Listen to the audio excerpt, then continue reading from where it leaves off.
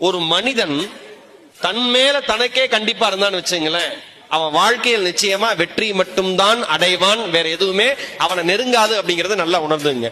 Simple. எல்லாத்துலயும் ஒரு principal, வேற ஒண்ணுமே கிடையாது.